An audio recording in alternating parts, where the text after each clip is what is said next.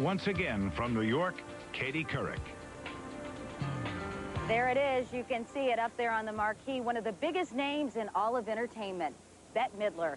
She'll come here to New York City's famed Radio City Music Hall for 30 shows next month. The 6-week New York engagement is expected to become the biggest grossing concert series in history. It's certain to be the highlight of Midler's first concert tour in 10 years. The tour actually begins this week, Friday night to be exact, in Minneapolis. There, the Divine Miss M returns to the stage after a decade away. I love show business. It's my life.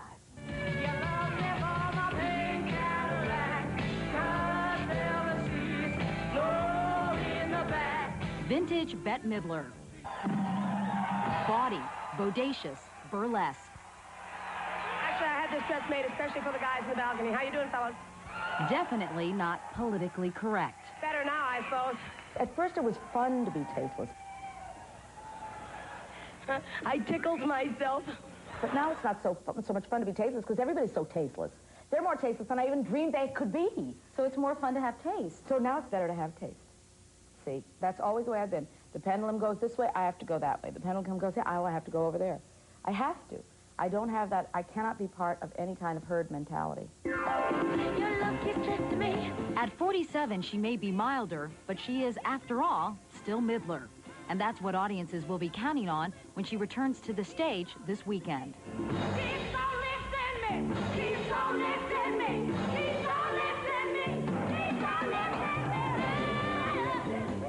You haven't done this for 10 years, though, a concert tour. Holy moly, yeah. Are you nervous about that? Nervous? I'm absolutely panic-stricken. That doesn't just nervous. I'm flipped. I hope I won't forget a lot of things, because, you know, you get a little older and your memory starts to... Did I say that already?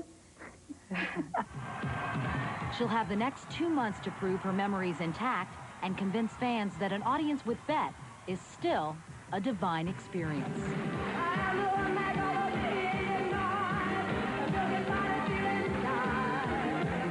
How are you different from this whole persona, the Divine Miss M? Well, that is a lady that I just put on when I have to go out. I'm not like this in real life. You know, sometimes you just want to lay down, you know, and put a mud pack on. You do. And just, you know, take the bra off and just let them take a breath.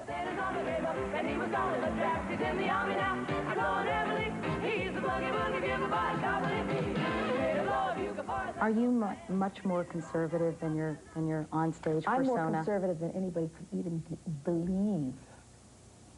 I am more conservative than, I shouldn't admit this. I am deeply and painfully conservative. Yes, I am. Really? Yes, I am. Give me an because example. I have standards. I have standards. They're low, but I have them.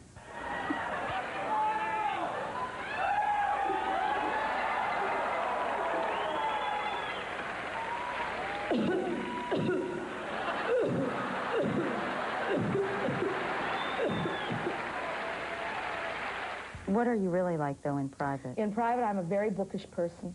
It's not that I'm intellectual, because I'm, like, nowhere near intellectual. I'm resentful that I never went to college, because I never went to college. And, like, I'll say something like, he was weazened. And they'll say, what do you mean he was weazened? You mean he was wizened? And I'll say, oh, wizened? Oh, is that how it's pronounced? Oh, I'm sorry.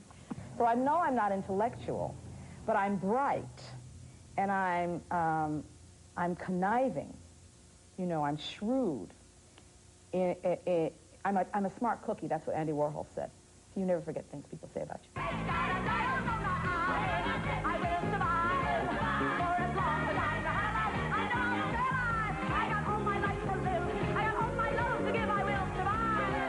She has survived and pushed, always striving to prove she's more than a campy chanteuse with a bell-shaped bod, which is one of the reasons she spent the last 10 years concentrating on the box office instead of the billboards.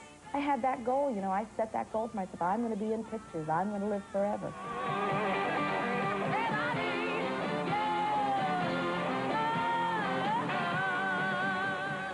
Her first starring role, The Rose, in 1979.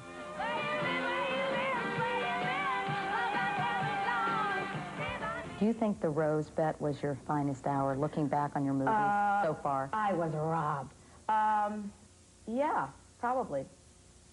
Probably, because it had the most weight and the most intelligence behind it. You were nominated for an Oscar. I was. And yet afterwards, the parts didn't come pouring into you. No, they didn't. They Why? still don't come. They dribble. Why not? I don't know. I guess they thought I was a one-shot wonder, you know. I got him! I called 911! In 1986, things began looking up with Down and Out in Beverly Hills. Get him over to the station! Playing the rich, shallow, manicured matron Barbara Whiteman, Bette walked away with the show. Barbara, I knew that light-saving. I wanted you to teach me the Barbara walk. The Barbara walk. And you have to be on very high heels. Well, you've got the right Very one. toe heel, toe heel, toe heel, toe heel. Shoulders back. It's an attitude. Chest forward. Well, what do you look like you're trying to strangle a baby pig? What's I'm sorry. I'll try one more Be time. natural. Just be natural, Just okay. be natural. Okay. Okay. Are we ready? Yes. Are we ready? Start on the right foot. Toe heel, toe heel. Toe heel, toe heel, toe heel, toe heel, toe heel. What do you think? Demented. Thank you. Down and Out was the beginning of a lucrative 10-picture deal with Disney. It wasn't high culture, more high camp.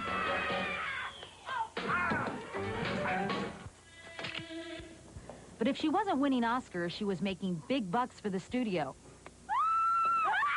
More than $300 million.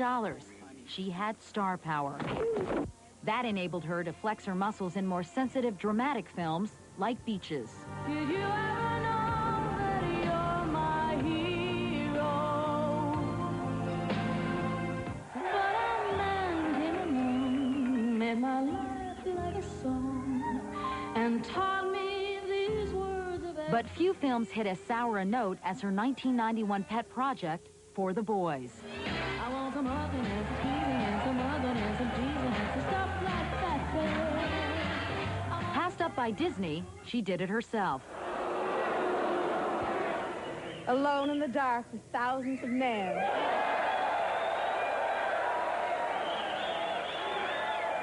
There is a God after all.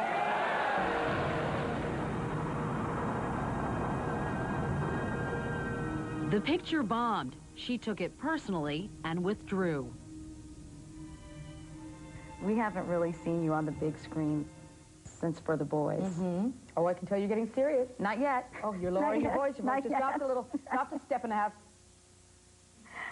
That was a big disappointment. For the Boys.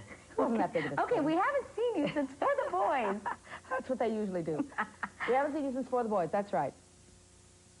That was a big disappointment. It was a big disappointment, but fortunately I got over it. I'm much more sanguine than I used to be about these things. In what way? Well, I just feel like, well, you know, I mean, what can you do? You win some and you lose some. The whole thing is a crapshoot. And you don't know what the public is going to like. The hurt and disappointment made her a bit camera shy. I did turn down Sister Act, and I'm terribly sorry I turned down Sister Act. Are you? I cannot describe how unhappy I am.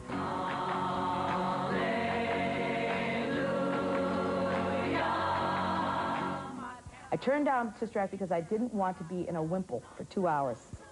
Then when I think about all the money that Whoopi Goldberg probably made wearing a wimple for 2 hours, You want to kill yourself? I do. I want to kill myself. This summer, she finally said yes to Hocus Pocus, in which she plays a high-flying nasty witch with buck teeth and a seriously bad hair day. Hello there. Let me see your driver's permit.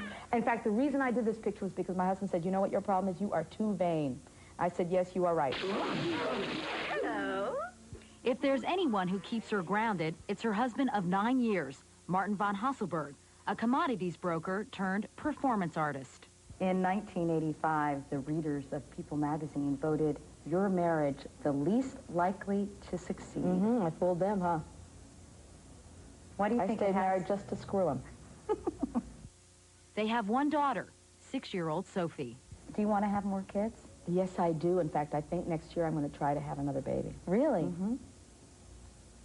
This is my last gasp. This is important to me, and I have a lot to say, and I know that most women in America wish they had this. Bette's greatest hit? Perhaps last year when, as Johnny's final guest, she said goodbye to the man who meant so much to her career. The funny and heartfelt farewell earned her an Emmy. You made me watch you. I love the the jokes you're flogging when you are monologuing. I watched your hair turn slowly from dark to white. And when I can't sleep, I count your wives at night. No, I haven't seen it yet. You haven't seen it? No, I didn't see it. Don't you want to? No. Why not? Because the memory of it was so wonderful.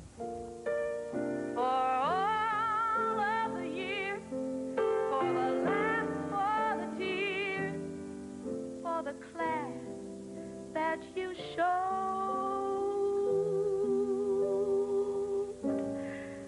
make it one